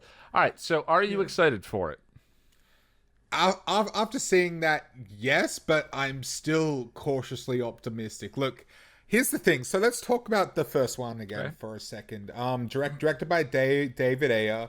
Now, David Ayer writes and makes good movies. That man wrote Training Day, and Training Day, whilst is completely different, it is a great film. So I firmly believe that we did not see his cut of the film. And at first, he said that it was his cut. I knew he was lying. And since the release, the release of the Snyder cut, there has been a push to release the Ayer cut, which he has gotten behind, and he has confirmed that there is a different, better cut of the film that he made where Joker is the main villain. And Such a weird time I know. that we live in. Yeah. right? Like, Yeah, but the Snyder Cut, which I haven't seen. I did watch Batman haven't seen it versus yet either. Superman, and it was slow and painful. Yeah. And the Whedon stuff, that's obviously he's the reason I watched it. The Whedon stuff stuck out. you mean Justice League, right? Yeah. The Yeah. Justice League, excuse me. I watched Justice League. The Whedon stuff stuck out like a sore thumb. The movie It was did, it awkward really and, did. and weird. The Yeah. ending was not good. Like, as good as it was jarring to compare to everything else. It Yeah. was- So, like, culturally, things come along on social, and there's this online social media movement, and now there's a 4-hour version of the movie, which is not the version of the movie that we would have gotten in theaters. Right, no. This is And- not and what look, you would have seen. Like, if Right. he had if the tragedy in his family hadn't happened, this is not the movie that the studio would have put in the theaters and Right. allowed to be cut or whatever. So the very idea of it being a Snyder Cut is a misnomer as it is. Well, yeah, I don't think the Snyder Cut that we have is the cut that would have went into the theaters in the first place if Snyder hadn't have left the production. No. But look, I personally love that fans are getting more power now that we have the ability to sway, or at least get what we want. You know what I mean? Like, look, Justice League. What about the Sonic the Hedgehog thing? Well, see, that was okay. Right? That was just toxic whinging, really. Yeah. So for anyone who's not, well, okay, where's the line? Is the but next here's question. the thing. Well, I was just gonna say though, they did improve the look of Sonic. He looks better. They did, right? Yeah, he looks better. But the fact that the studio caved to that is so bizarre to me. You know, you said part of that was toxic whinging. yeah, So was a large bit of the Snyder Cut Sure. online dialogue, but like But no one. I just don't. It was toxic whinging for an outcome that you wanted. Well, yeah, but should we be forced or just allow movie studios to spoon feed us garbage we don't want? That's not going to change. Well, yeah, I know, but if we have the power to alter that, which it seems like we are slowly, in some ways, possibly getting that, how is that a bad thing? Well, it's kind of like, I don't know, it reminds me of, it's weird to talk about this in the context of comic book movies, but in the social media era, I think that it's not going to be strictly contained to this. I mean, like, cancel culture is not that far off from whinging about the Snyder Cut. It is. Look, it does depend on the circumstances and the individual thing that's being campaigned for and how it's done. But personally, I just don't think that studios listening to the fans more is a bad idea. I really don't. It's just, to me, and by the way, when I talk about like cancel culture, I'm saying like cancel culture has had some positive outcomes. Sure, And you're talking about we have all these sayings about the wisdom of the mob or the lack of wisdom of the mob for a reason. Yeah, because cancel culture has gone after people who, in the end, didn't deserve it. That has happened. It's very strange to me. And the other thing too, there are different facets to it depending on the context of the thing. So the Snyder Cut, to me,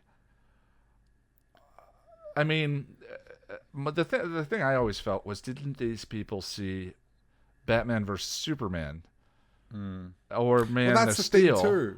Yeah, because when I heard about it, okay, look,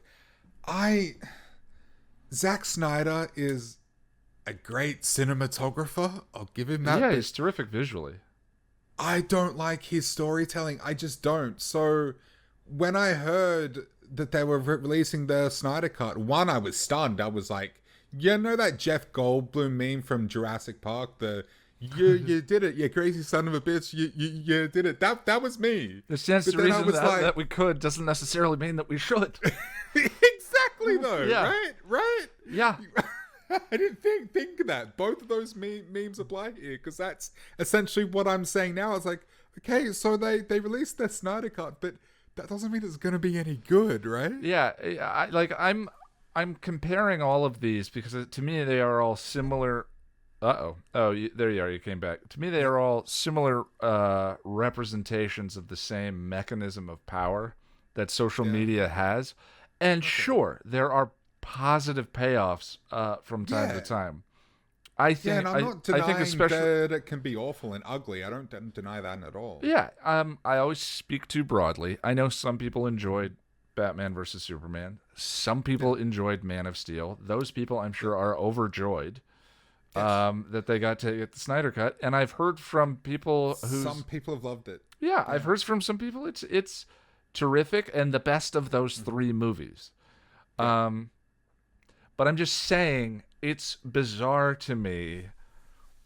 It's a new era where yes, we have this power as a community that is often to me the Sonic one is less clear cut, right? Yeah. So yes, it's Sonic, and yes, the vision of him is disturbing. But what's weird to me is like, understand. I acknowledge that I'm saying this about Sonic, but the idea of a studio or an artist or a director needing to have a creative vision in advance, and one that people may not necessarily realize they want, right? Sure. Yeah. It can now go out the window. If that was that director's vision of Sonic, if enough people now come along and say like this looks terrible. Yeah, but we're talking about one like a visual aspect. It wasn't story. It wasn't. I mean, but look at the Snyder Cut. Yes, it could have been the way the director wanted to. Sure. Look, I'm not trying to suggest that kind of power can't be wielded in a toxic way or it could be damaging. I'm just saying that I think it's good that movie studios are now aware that they can't spoon feed us bullshit and we're just gonna swallow it. Like, I like that. Yeah, I'm just sort of all over the map on it, and I'm not saying you're wrong. I'm just saying I think that there are scary sides to all of this too. Absolutely, You know? and I totally acknowledge that. There's 100%. Lonnie and I are watching The West Wing slowly. And there's a bit in there. I hear good things. I haven't seen it though. Yeah, I mean it's a democratic progressive utopia show that will never exist. Okay. But there's something that's nice about that. It's a warm, comfy blanket if you're a progressive Democrat. But there's a scene in the show where one of the people gets in an argument with a conservative senator over her cutting funding to the National Endowment for the Arts, which is a program in the United States that gives money to artists. I don't remember the way it specifically works. And she is specifically listing Mapplethorpe-like art exhibits that the money used to go to. And she wants to cut the money and put it towards park security, which, like the national parks in this country, art is one thing. I don't know. It's a different debate. But she keeps listing, there was the guy who filled jars with urine and put crucifixes in it. And this was in the late 80s, early 90s here, I think. And showed that as an art exhibit, and whatever that he thought that was commentary on, and it was deeply offensive, and there were protests because maybe that guy got government money to go and do that. Okay. And one of the other character, Toby, the other character in the episode, says that taxpayers sometimes need to have their money spent on things that they don't want or wouldn't vote for because it's a net cultural good. Art that I don't like, acidic art, experimental art, things that are not necessarily mainstream or not wanted by the groupthink needs to be created and needs to be put out there. You know, in a weird way, like we talk about. I was reading an article today about how online search algorithms are homogenizing public taste and consumption, and can like tribalism is further enforced because the algorithm will only show you things that you were going to click on or were interested in anyway. So if you're conservative, you see more conservative news stories. You see news stories, so forth. In a weird way, we're acting as an algorithm through social media as a group on art. Now now I realize I'm using that term on Sonic the Hedgehog and but like specifically for the Snyder Cut though, people were campaigning for Zack Snyder's vision of Justice League. So it was a specific artistic vision. I would say he's like, a positive example of this working. I agree with that.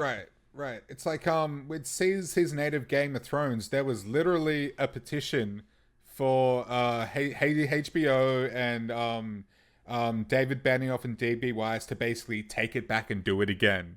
Now, to me, as much as I disliked that season, I thought that petition was ridiculous because at the end of the day, David Benioff and D.B. Weiss did the season. They made their version. Exactly. The Force Awakens and what was the second one? The Last Jedi. Was it The Last Jedi? Ryan Johnson. Ryan Johnson, I believe, was supposed to write and direct the third one. Yeah. And if I remember correctly, the public outcry against him on social media. Yeah, that was part of the reason why he didn't. There were people that loved that movie. You know, it was extremely polarizing. I had no feelings about. The online dialogue just ruined the movie for me. I can't feel strongly about Star Wars in general because I'm just a casual fan. I'm in that same boat where I don't care. But the thing of it is like if you look at the three movies, the Force Away, the first one and the second one are the ones that have real voice. And whatever you thought of what Ryan Johnson was trying to do in that movie, he was trying to do something. There are ideas in that film. There are themes in that film. The first movie is a fun adventure retelling of the Star Wars: A New Hope. Ryan Johnson's version. Oh, and your video froze, Jack. I'm sorry. Yeah. So did yours, but that's okay. Okay. We're coming in and out right now. Technical problems. Yeah, we're experiencing technical difficulties. Ryan Johnson's versions, for whatever you think of the outcome, and I have very few feelings about the outcome. Yeah. It is full of ideas. Sure. There is a vision. He made it his there. own, and there is something to respect in that. Yeah. He made it his own as much as you disagree. He could have just done the full-on fan servicey crap, and I'm sure a lot of people would have loved that. And there is some fan service in that. Yeah. Oh, yeah, there is a bit, yeah. And the weird thing is, that movie did well, if I remember correctly. I don't have the box office figures in front of me. I think they all did reasonably well, enough to be called successes, yeah. Yeah, I don't think... I mean, because what is it? They need to get their budget plus a half back or something. Yeah, the last Jedi did $1.3 billion. Well, there we go. The Force Awakens did $2 billion. Rise of Skywalker did $1 billion. And Rogue One, A Star Wars Story did $1 billion, which is kind of like that and Solo were like Star Wars indie films. And that's basically, I mean, Disney got their money back alone just for them, really, for what they paid for, Lucasfilm. So I'm just saying it wasn't, the money. And if I remember correctly, Last Jedi was pretty well reviewed. It's just there was an online mob that wielded a big stick.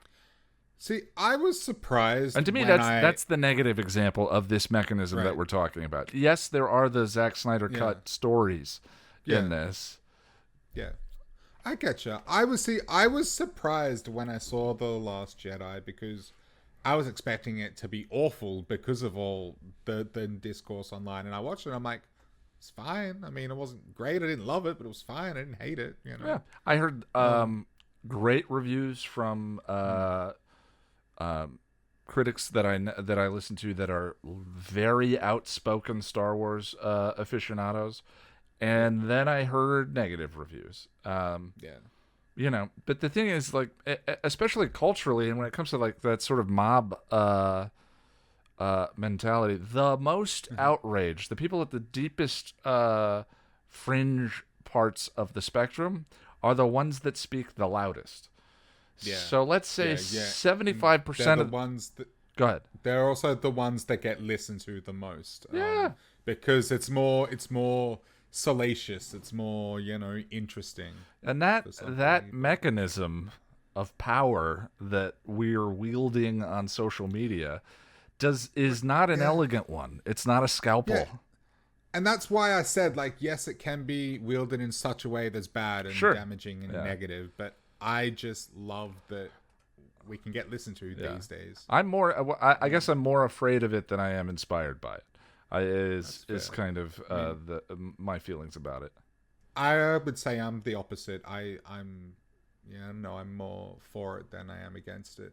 But the original point I was going to make though is just that with David Ayer's Suicide Squad, look, he has shown time and time again that he makes good films. So I just refuse to believe that was his cut, and so I fully support the release the Ayer cut movement because I think there was a good film in there. I really truly believe that, but I think there was meddling by either the studio or DC. Somebody came in and was like, no, let's chop this and mix and match, and I feel like it was a Frankenstein composition of a few different versions of the film.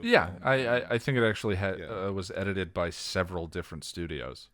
There was an opening sequence. The opening sequence I heard was edited by a company that specifically does trailers, which I thought was a weird choice, and you can tell looking at it because it does play like a trailer. It plays like a long trailer. It's very strange. Yeah, like a music video.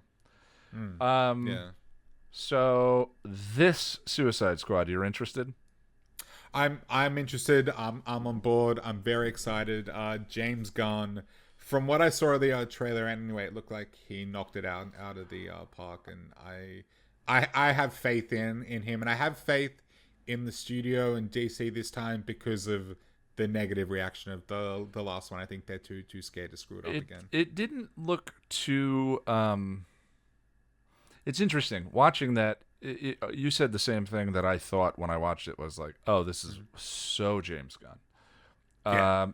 And it's specifically his use of music is really effective, but such a distinctive fingerprint of his. He's also he just does fun really well. I think I'm trying to think of the movies of his that I've seen. Slither. What was that horror movie we saw with the kid? Brightburn. We watched Brightburn. Was that James Gunn? I think so. Yeah. Wow. Okay, I didn't realize. I think he wrote it, and someone else might have directed it. There's something funny about that particular one. And then the two Guardians movies, and now this. And it's interesting. Yeah. He almost has a Quentin Tarantino-like distinctiveness to his stuff, where you see the trailer and you go, oh, that's very...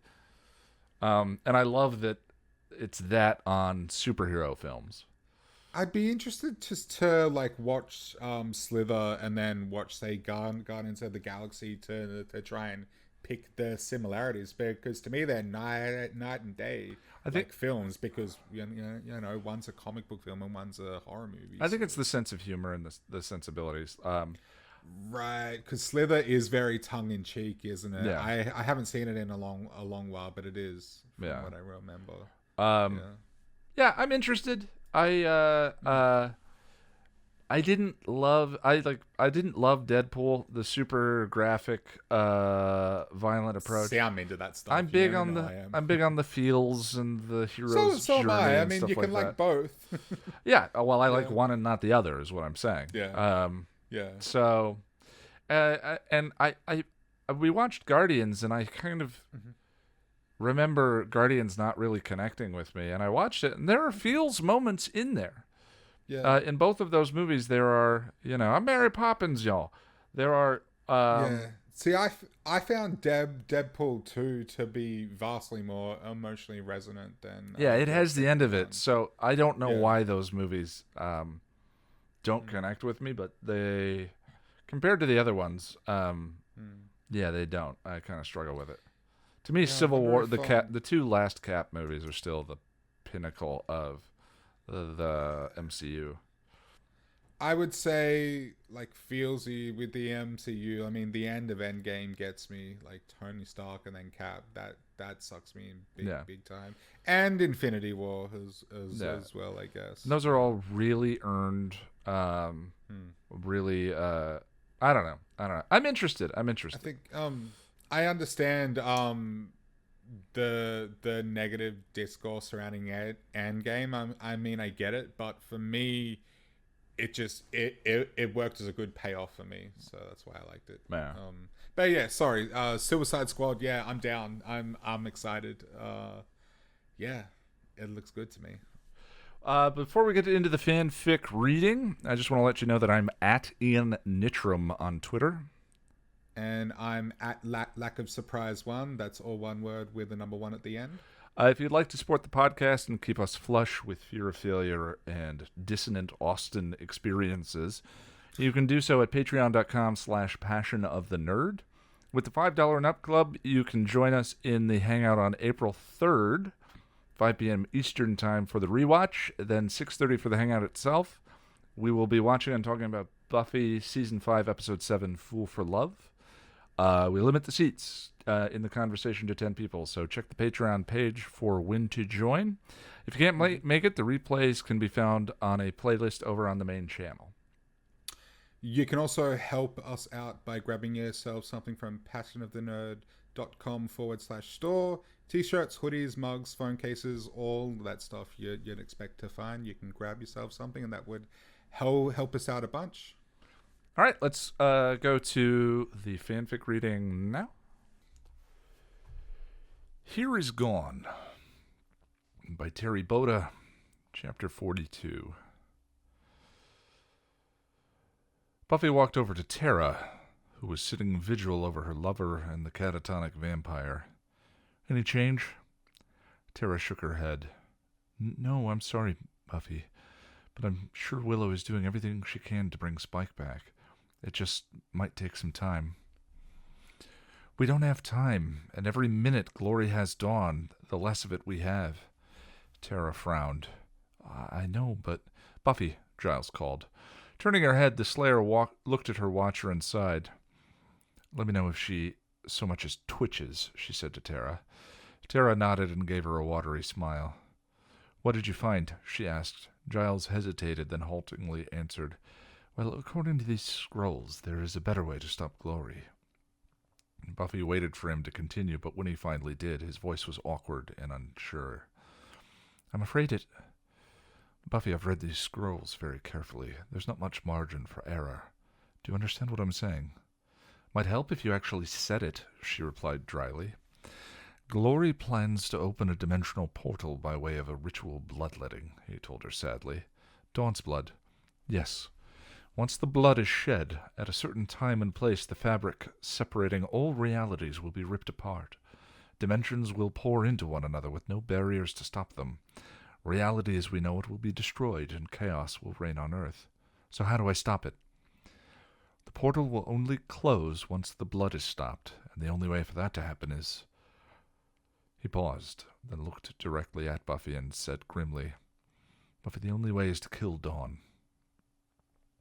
Buffy gave him a blank stare, then set her jaw.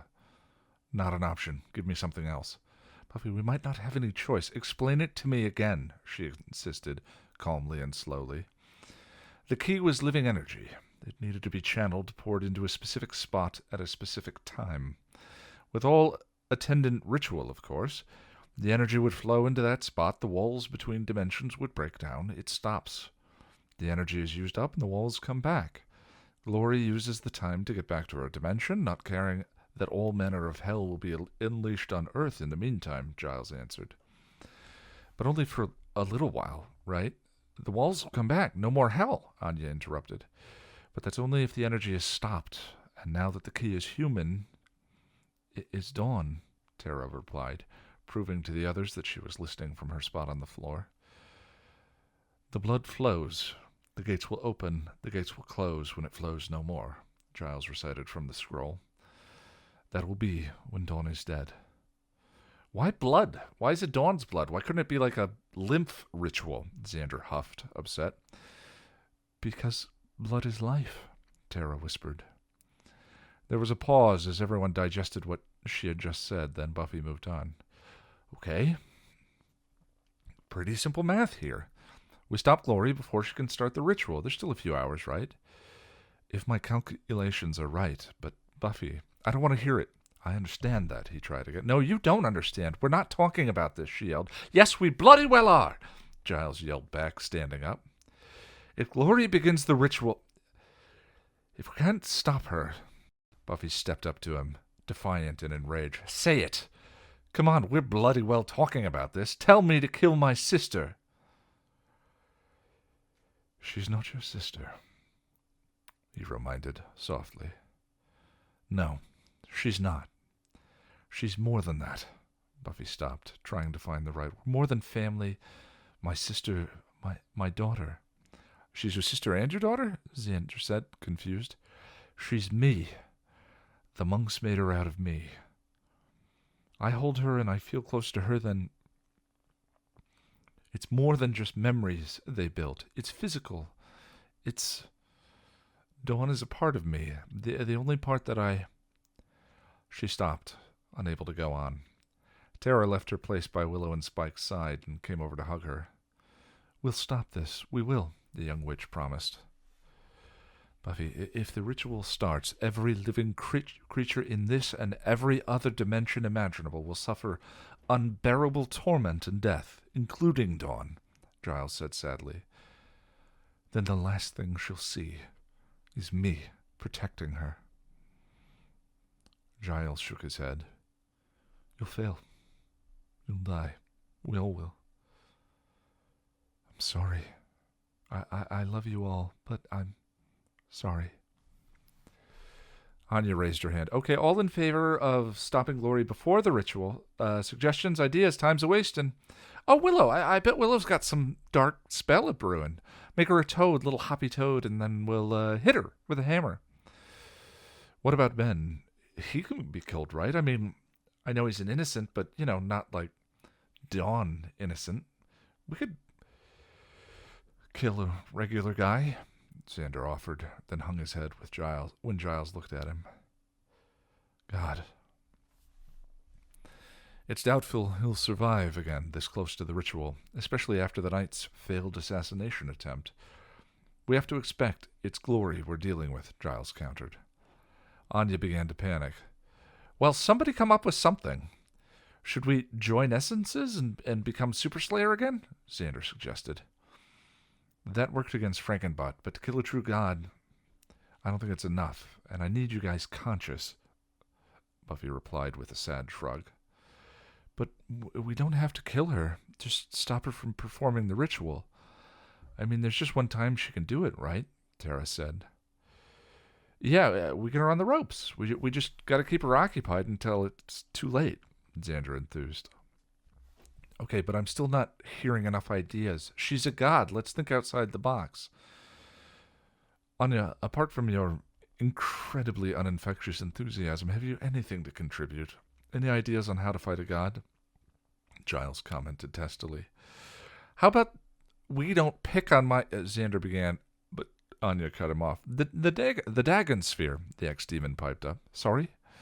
When Buffy first met Glory, she found that magical glowy sphere that was meant to repel Glory.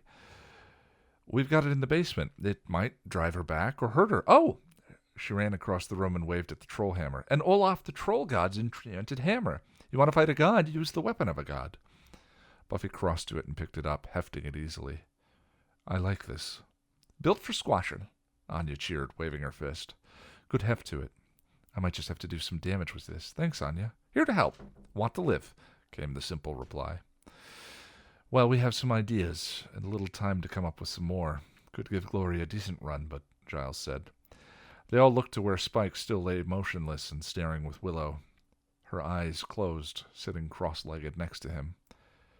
But we still have no idea how to find her, Buffy murmured. Jack. Ian. We did it. We did it yet again. We're back in the groove, hopefully. Yeah. Well, Fingers crossed. Touch wood. three since the since coming back from break. Yeah, that's not bad. And like we did one a couple of days ago, and here we are with this one. This one might take a little longer to edit, but well, it's funny too. Like the conversation that we were having when this started is very similar to the conversation I have in my head when I start anything, which was you and I were going, we just did another one 4 days ago.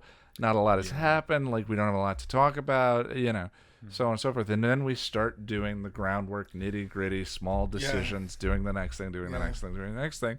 And here we are. We've been recording for 2 hours. Yeah. And I feel like every time we say to each other, this one probably won't be that long, we end up doing a long one. Yeah, and I mean, quality concerns I think are less of an issue than the work and doing the next one and getting better, because that's how you get better over the long haul. Exactly. But it's funny, this is very representative of every single video I've created on the channel. Yeah, and I think like you and I, we're close. We're like, you're one of my best friends, and I think you and I we just work together well, and I think that's why for some of this stuff, like while we were scripting and preparing, I was like, we can just riff this part because we can. Well, and I think that's the testament to the power of the accountability buddy. Definitely accountability buddies for each other, and the power of the magic of friendship. All right. I don't know. Well, why don't we go ahead and end it there? Everyone, we appreciate you. Thank you for listening. And please be kind to yourself this next week. We'll see you in 7 days. Yeah. 7 days. 7 days. That was creepy.